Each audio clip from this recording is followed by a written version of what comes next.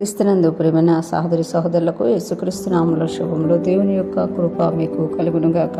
ఈరోజు దేవుడు మనకిచ్చిన మాట ఇర్మీయా గ్రంథము 10వ అధ్యాయము 12వ వచనం. ఆయన తన బలము చేత భూమిని సృష్టించెను, తన జ్ఞానము చేత ప్రపంచమును స్థాపించెను, తన ప్రజ్ఞ చేత ఆకాశమును విశాలపరచెను.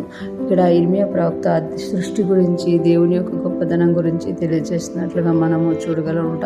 ఆయన తన బలము చేత భూమిని సృష్టించెను. భూమిని దేవుడు అంట తన బలము చేత సృష్టించెను అని తెలియజేస్తున్నమాట. మనం అందరం కూడా భూమి మీద నివసిస్తున్నాము. ఈ భూమిని దేవుడు చేశారన్నమాట.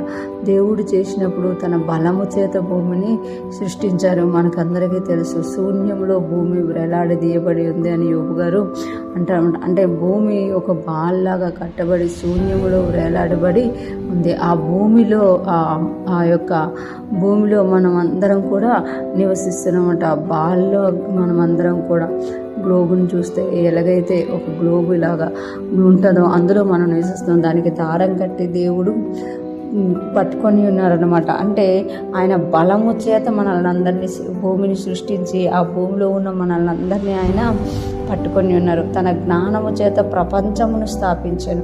అంటే దేవుని యొక్క జ్ఞానము చేత ప్రపంచములు నిర్మించబడి ఉన్నాయన్నమాట. ఈరోజు భూమి మీద ఉన్న ప్రతి ప్రపంచము, భూమి మీద ఉన్న ప్రతి సృష్టి, భూమి మీద ఉన్న ప్రతిదీ కూడా ఆయన జ్ఞానము చేత స్థాపించి ఉంచారంట.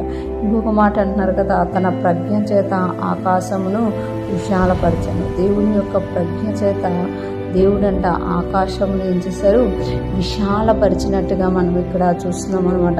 అంటే బలము చేత భూమిని దేవుడు సృష్టించారు, తన జ్ఞానము చేత ప్రపంచమును స్థాపించారు, తన ప్రజ్ఞ చేత ఆకాశమును విశాలపరచబడి, అంటే సృష్టి అంతటికి చేయడానికి దేవుడు తన యొక్క బలమును, జ్ఞానమును, ప్రజ్ఞను వాడారు అని ఇర్మీయా ప్రవక్త ద్వారా దేవుడు తెలియజేస్తున్నమాట. మనం చూస్తాం కదా, ఆదికాండంలో నోటి మాట ద్వారా దేవుడు సర్వ సృష్టిని చేశారు. అదే టైంలో దేవుడు తన బలమును చూపించారంట, జ్ఞానమును చూపించారు, ప్రజ్ఞను కూడా చూపించినట్టుగా మనకి ఇక్కడ తెలియజేయబడుతుంది. సామెతల గ్రంథంలో జ్ఞానము చేత నేను ఈ భూమికి పునాదులు వేశాను అని మనకి తెలియజేయబడుతుంట. అంటే దేవుని సృష్టిని మనం చూసినప్పుడు ఆయన స్తుతించకుండా ఉండడం. ఈరోజు మనం భూమి మీద నివసిస్తున్నాము, ప్రపంచములలో తిరుగుతున్నాము అని మనం ఆకాశం క్రింద ఉంటున్నాము అని అంటే అదంతా కూడా ఆయన గొప్పతనం అన్నమాట.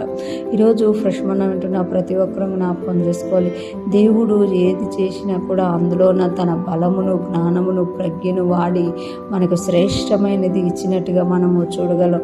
మనము కూడా ఎప్పుడైతే మన ప్రతి పరిస్థితుల్లోనూ దేవుని మీద అనుకుంటామో ఆయన జ్ఞానము చేత, ఆయన ప్రజ్ఞ చేత, ఆయన యొక్క బలము చేత మనము బయటికి రావడమే కాకుండా స్థిరముగా స్థాపించబడతాము అని దేవుడు తెలియజేస్తున్నారు. ఈరోజు ఫ్రెష్ మనం వింటున్న ప్రతి ఒక్కరు కూడా దేవుడు చేసిన సృష్టిని బట్టి దేవుడిని స్తుతిస్తూ ఇంకా మనం ఏదైతే కావాల్సిందో ఆయన దగ్గర అడిగి పొందుకుంటూ ఆయన్ను మహిమపరచుదుముగాక, దేవుని కృపలో వర్ధిల్లుదుముగాక. ఆమేన్.